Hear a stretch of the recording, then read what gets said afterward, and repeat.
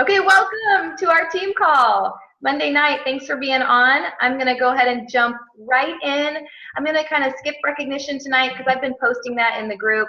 Those of you who are close to Success Club 5 and 10, you know where you're at. So let's skip through and just start our Monday night meeting. Thank you for your time and for coming on.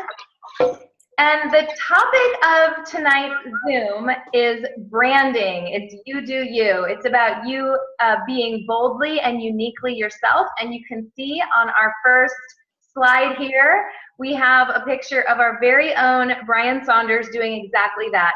This image was actually reposted from the Socks Box. His brand is so strong that it's been noticed by some sock company, and they shared it on their social media, and I reposted it on mine today. So I thought that was a perfect, timely example of this topic. Oh, I didn't mute you guys. So if there's any, you guys mute yourself if you don't mind. This is one of my favorite quotes, and I'll tell you why after I read it. Let's see, let me mute. I can't.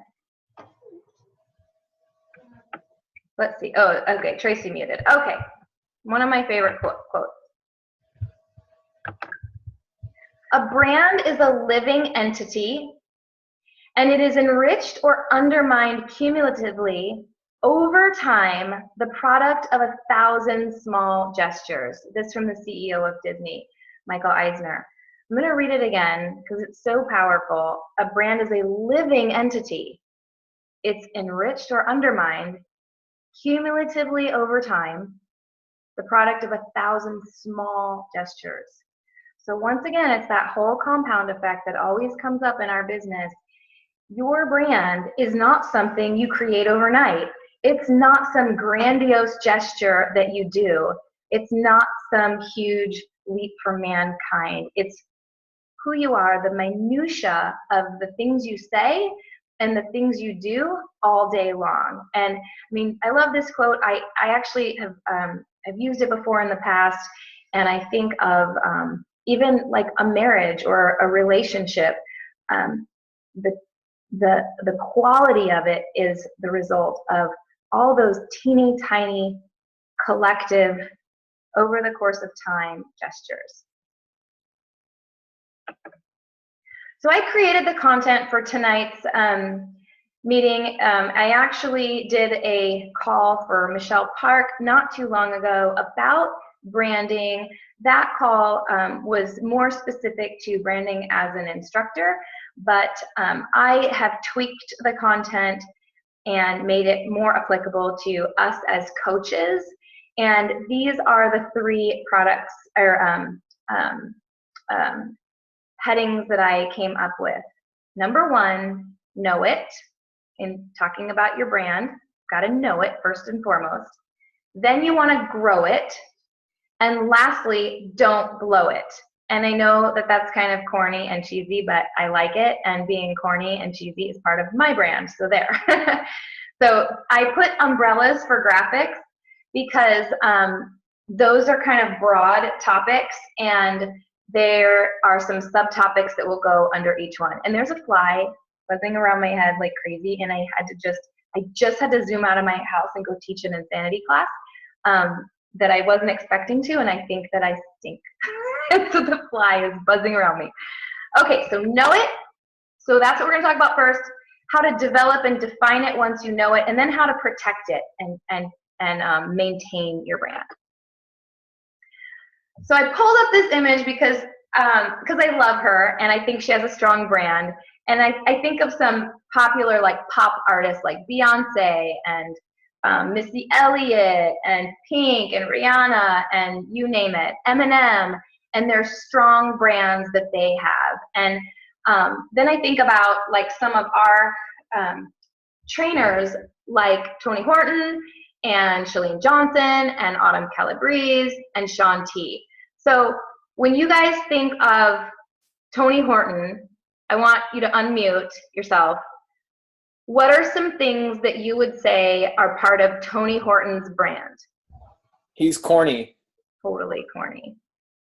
And he curses a little. Oh yeah, he does kind of curse a little. Not as much as Shaun T though. Oh, I don't know. I didn't realize Shaun T cursed. Oh. Well. Yeah, he curses a little. So, okay, I agree. He's like a nerd. He's like a corny dork, and everybody loves him. Okay, so what about Shaun T's brand? What do you think of when you think of Shaun T? Abs. Hot. Hot. Smooth. Operator.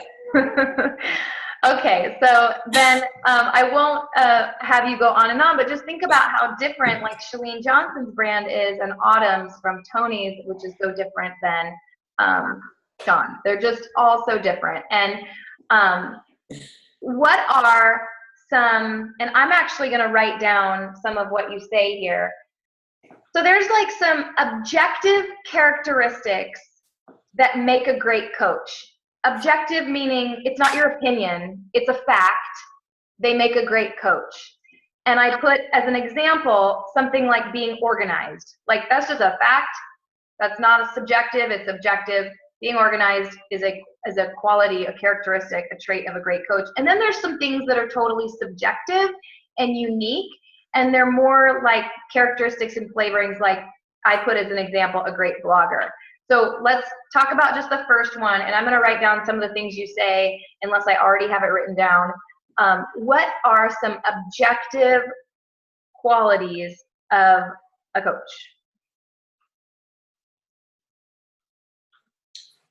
Good communication. Yay, I didn't have that down. That's a good one. Yay! I know. 2 points. Okay, what else? Motivator. I put motivated, which is different. I like it. Motivator. Yes. You have to be outgoing. Yeah. You can't Confident. be an introvert. Confident.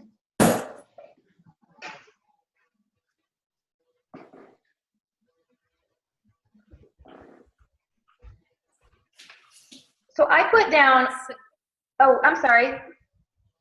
I would just say maybe like, just be real. Don't recommend something that the client doesn't need. Like look at their needs, what their goals are, what they're trying to reach, and then, be real with them. If they don't need a product, find something that they do need. Yeah, Thank you, relatable. Amira. Yeah, like honest and authentic. That's good. Transparent. Hey, Elle, Yeah. do you have down thick-skinned? Oh, No. Such No, a that's good good. one. That's a good one. no. You can't be a Great baby. one. As my daughter would say, you can't be a fetus. You've got a tough daughter, man. I put down organized, honest, doing the vital behaviors, hitting Success Club, running challenges, hardworking, has a strong why power, motivated.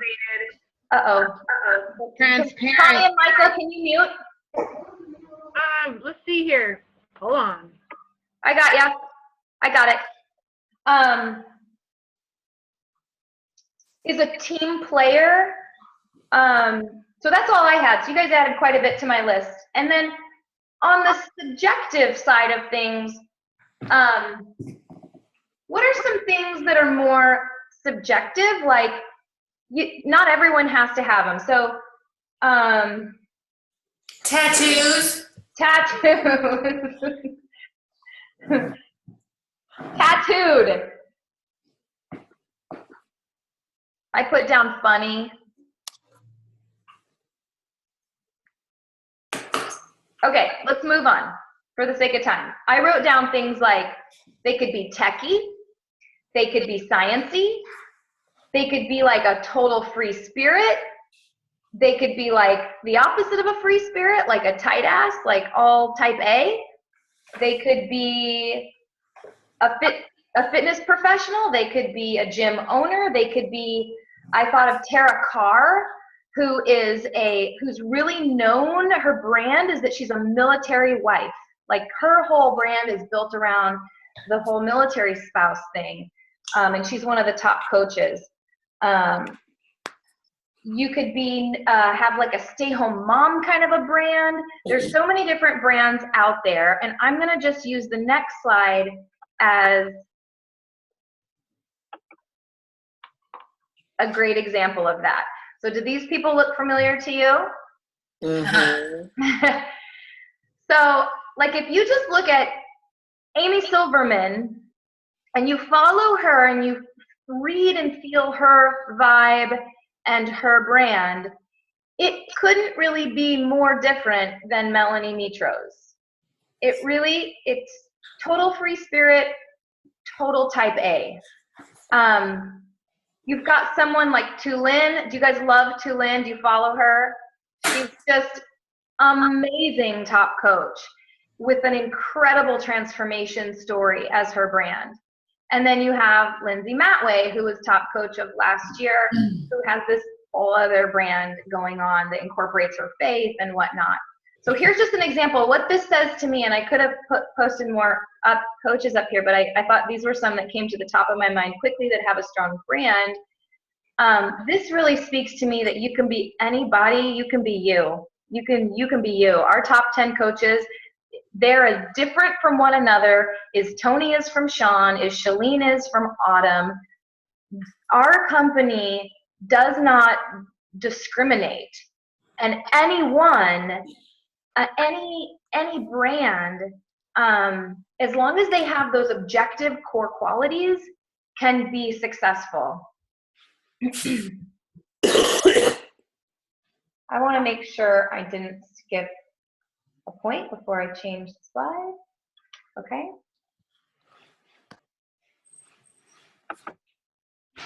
Okay. Yay! Speaking of sugar.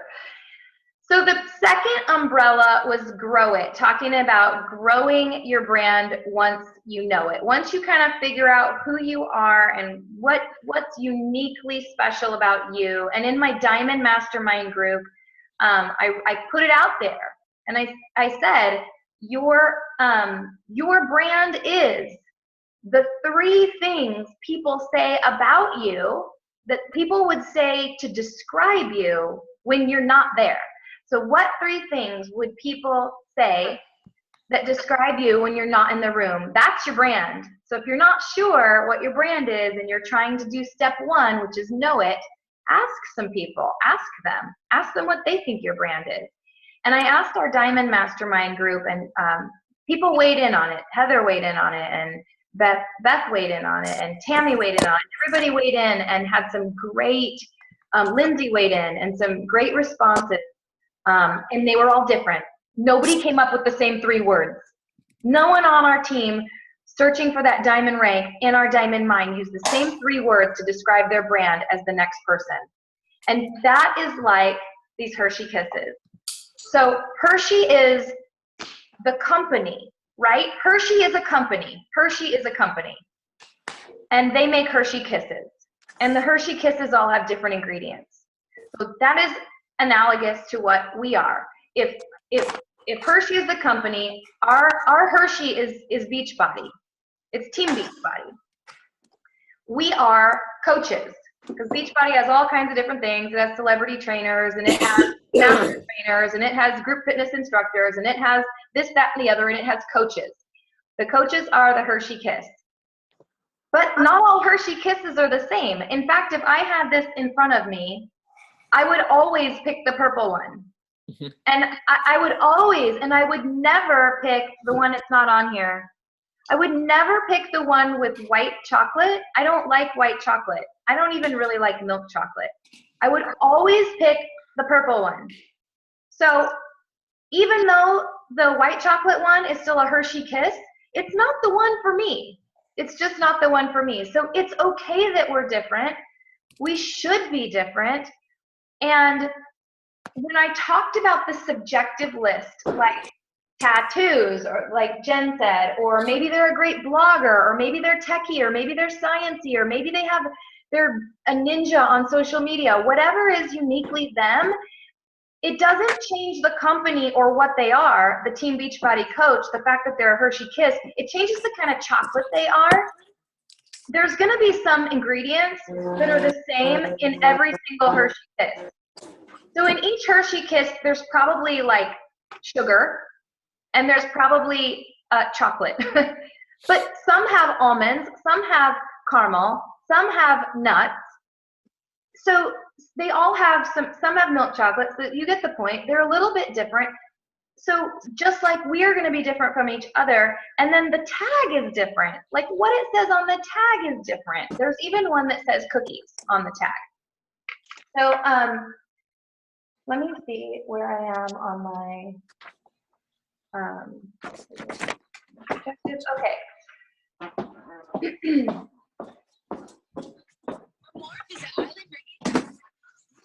Jen, can you mute whoever is unmuted, please? Can you see them? So once you know it, you kind of grow it by focusing on your strengths and being consistent. And then the last point is don't blow it. And I don't know if you guys have seen The Voice or American Idol, but it's always like never a good thing when somebody tries to do Whitney, because there is only one Whitney. And when someone tries to be Whitney, they are a poor reflection of her unique, amazing voice. No one can do Whitney but Whitney. And I think about some people that I've seen on social media, like I remember when Chalene Johnson went through this phase, did a really sexy like handstand with stilettos on and put her leg against the wall. And I remember seeing the ripple effect go down, and all these people on social media were imitating that. It's like that was her thing. That was her thing. Like find something else. Find something else. Don't imitate. Or like I happen to follow a top coach, and then I happen to follow some of her coaches, and I noticed that one of her coaches, the posts there's such an imitation of the top coach, and I think you can't be another Amy Silverman. There's only one Amy Silverman. Better to find your chocolate sauce, your color foil, and your tag, and what your tag says, than to try to be and duplicate an Amy Silverman. So we want to be inspired by the great coaches and the coaches that motivate us, whether they're in our upline or our downline or not even in our organization. We want to be inspired, but we don't want to imitate. So comparison is crippling, as we know, and authenticity is really attractive, and we want to be inspired and not just imitate people. I think this next slide says that well. Better fail in all originality than to succeed in imitation. I couldn't have said it better than that. I was Googling, I think I was Googling imitation, and that t-shirt sums it all up. And then believe in yourself, be you. It's risky. It takes being brave to put your brand out there. You know why? Because what if someone doesn't like it? But you know what? Someone isn't going to like it. I mean, we're just not going to be everybody's cup of tea, just like I will always pick the purple Hershey Kiss. Someone else might never pick the purple Hershey Kiss. So it's be brave, put yourself out there, be uniquely you, and don't expect to be everybody's cup of tea.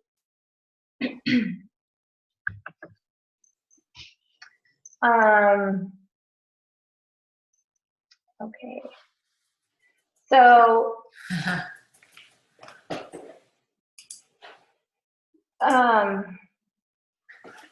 okay, I don't want to get churchy on you, but I was at church yesterday, and we were talking about a passage that has to do with bridling your tongue. And the comparison is like a bridle is like what goes in a horse's, the bit that goes in the horse's mouth controls the horse.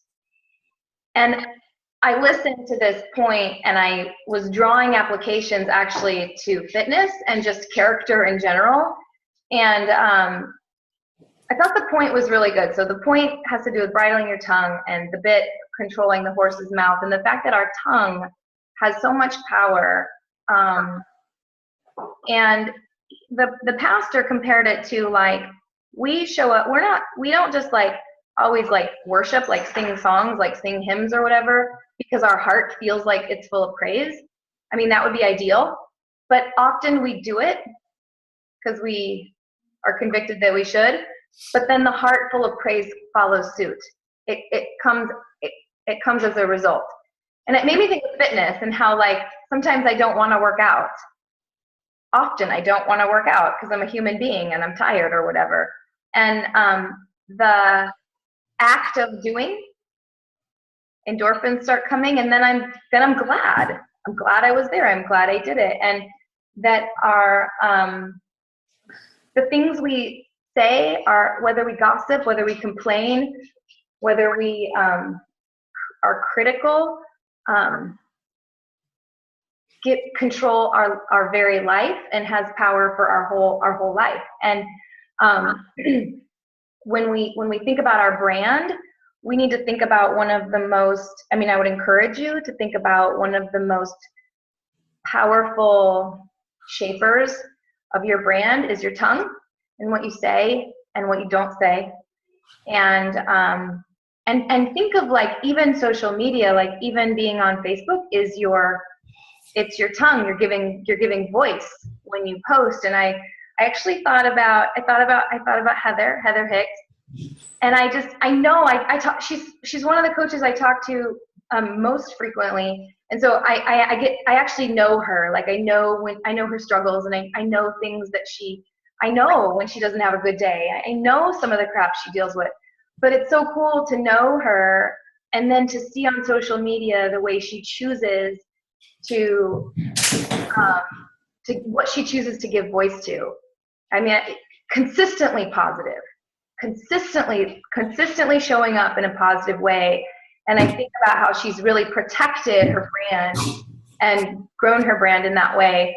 I like this quote that I found: when you become grateful for small pleasures, your outlook changes and opportunities seem to open up everywhere in your life. So I'm about to wrap up here.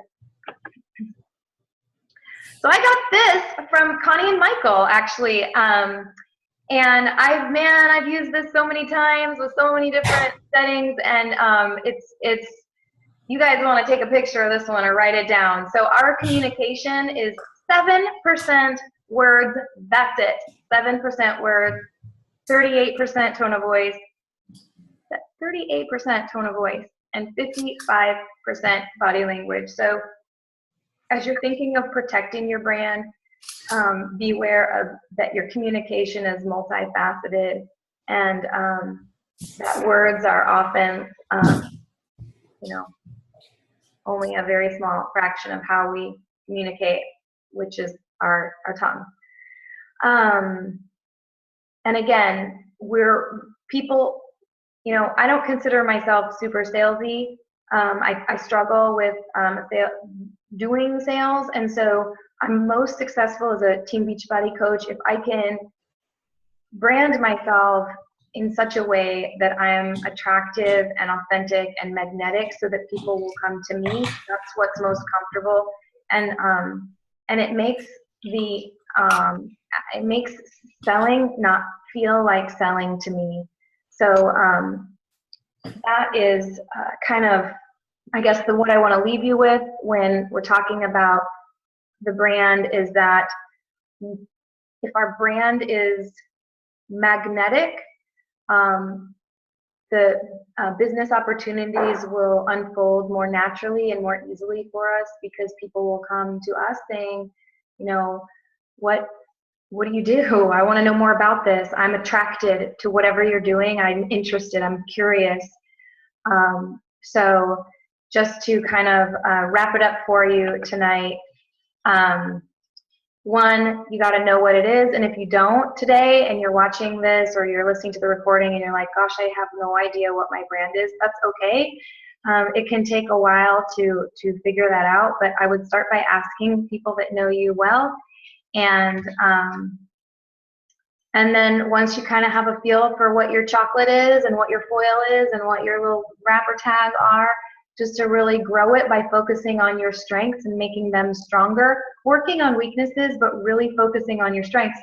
If I thought that I had to be this great blogger like Melanie Mitro to be a great coach, I'd quit because I would despair that I don't have it in me. So rather than me channeling my energy on something that I'm not as good at or not as gifted towards, it's better for me to channel my energy towards my strength. Better for you guys to, once you have your brand kind of identified, to channel your energy towards your strengths.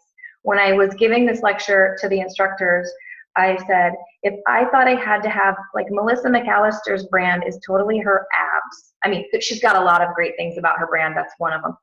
And if I thought I needed to have abs like that to be the kind of instructor she is, I would despair, because for me to have abs like that would be, I don't even know if it's possible. But if it is possible, it would take such an extreme type of eating for me that I wouldn't want to do it. So I would despair. So we don't want to try to become something we're not. We just want to find out who we are and make ourselves better, and then protect it in the little minutia, the little things we do day by day by day, like that original quote said, over time, and by bridling our tongue, which gives power to our whole direction of our life. And this is something that a couple people have shared with me over the last decade, and it's very special to me, and I'm going to read it, and then I'll end the recording, or open it up for questions and end the recording. Our deepest fear is not that we are inadequate. Our deepest fear is that we are powerful beyond measure. It is our light, not our darkness, that most frightens us. We ask ourselves, who am I to be brilliant, gorgeous, talented, fabulous? Actually, who are you not to be? You're a child of God. You're playing small, does not serve the world. There is nothing enlightened about shrinking so that other people won't feel insecure around you. We are all meant to shine as children do. We were born to make manifest the glory of God that is within us. It's not just in some of us, it's in everyone. And as we let our own light shine, we unconsciously give other people permission to do the same. As we are liberated from our own fear, our presence automatically liberates others. So that is a wrap for me. If you guys have any questions, unmute and I can stop the recording.